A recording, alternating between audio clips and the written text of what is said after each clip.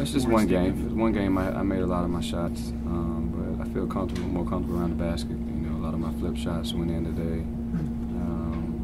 But like I said, I'll take it one game at a time. We have a big game coming up in Philly, and we need to take care of business to get another win. Yeah, it was really good. We were, you know, you feel like you're really under control the way that he was playing late. And, you know, I thought he put a lot of pressure on their defense because they went under almost every pick and roll the whole day with him, and he made a bunch of shots behind it. And so you always felt like you were going to get a good look that was a high percentage right now with the way he was shooting the ball today. And, you know, that's one of those things that when you don't play for a year, that shot's probably a little bit rusty. But now that he's 7 or 8 games back, you know, he's a very, very good shooter who has put in more time to be a good shooter. Better than his statistics in the past would say, and so I feel really good about him pulling up and making those shots. Celtics win, finally, 96-89 on Super Bowl Sunday. This is the Garden Report on Celtics Blog and CLNS Radio.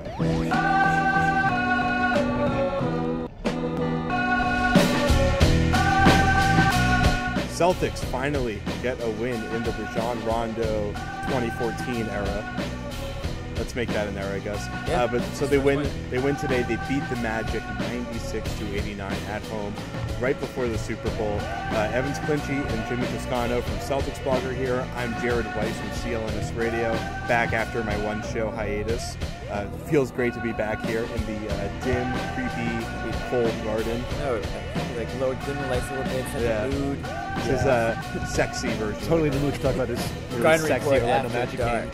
All right, well, let's talk about this Magic game. So Rajon Rondo has his first really good game of the season. Evans, 10 assists, 19 points. His shooting was extremely efficient, and he just looked like the old Rajon Rondo for the most part.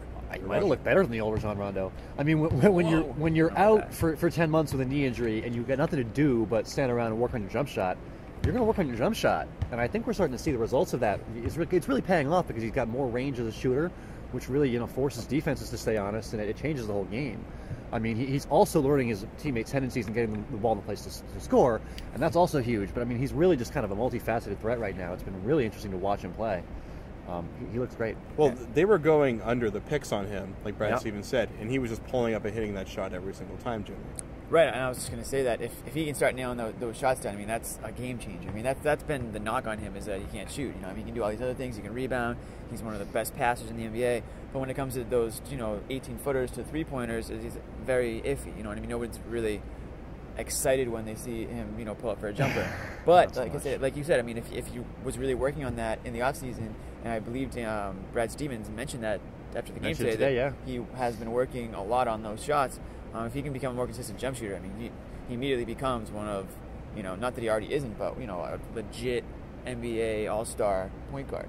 Well, he's been actually towards the top of the league in percentage-wise for shooting mid-range shots, but the volume was usually pretty low. It was like maybe 2 of those a game. But today he took more than half of the shots were from the mid-range or deep area. Yeah, and he took a 3, missed it, and then he went back down and he took another one and he hit it. So I think the confidence is growing with him.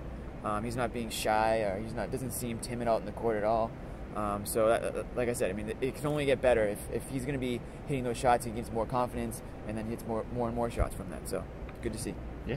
And this is a team where there's no great shooters on the team, but almost everybody that's in the lineup can shoot from like 15 feet or so, and there's a few perimeter shooters. Right. But they need everybody to be able to take a shot from the perimeter if they're not going to have like a go-to shooter on the outside.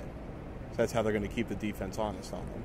Yeah, I mean, because they don't really have a true post. I mean, we've seen Jared Sullinger stand 19 feet from the basket, you know, for most of the play, you know, several possessions in a row. So like, they don't really have anybody who's in the post just setting up shop. And so they need to have all 5 guys hitting jump shots, and right now they're getting closer to that. They're not quite there, but Rondo's a part of that. You can't just have defenses sag off Rondo and have an extra helper floating around. Like, you need to have Rondo keeping the defense honest, and we're seeing that now. And you had Sullinger shot 10 for 15, Bass 9 for 15, Rondo 9 for 11. I mean, everybody in the starting lineup was shooting well today. Yeah, they were, and I do think Rondo was a big part of that. I mean, I think the Rondo Bass thing, it is actual something. You know, like, those guys have played together for a while. They understand each other's games. Rondo always finds Bass in the pick and roll, and Bass, you know, he's open, and he's one of the better jump shooters for a big man in the NBA. He consistently hits that 12, 15-foot jump shot. So when those two guys can get on the same page, and it looks like they already are, that can only be good things for them down the stretch. All right, quickly, Super Bowl picks, Evans. I don't care, but Seahawks, why not?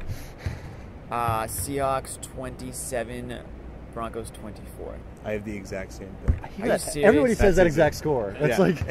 It's like the most generic score you can get, basically. I'll go lower. Defensive game, bad weather. Yeah, teams 27 aren't points used could to be a it. lot. Seahawks are really good defensively. 27 points could be a I'll go lower. could be a lot. All right. Well, tune in for part 2.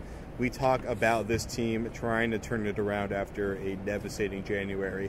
This is the Garden Report Super Bowl Sunday edition on Celtics Blog and CLNS Radio. I thought it was very important for us to start the month off. We don't have a difficult month as far as games-wise. We only play 11 games, and there'll be a lot of days where we get to rest, so we need to take advantage of the opportunity we have to prepare for teams, to let our body heal and get some wins this month.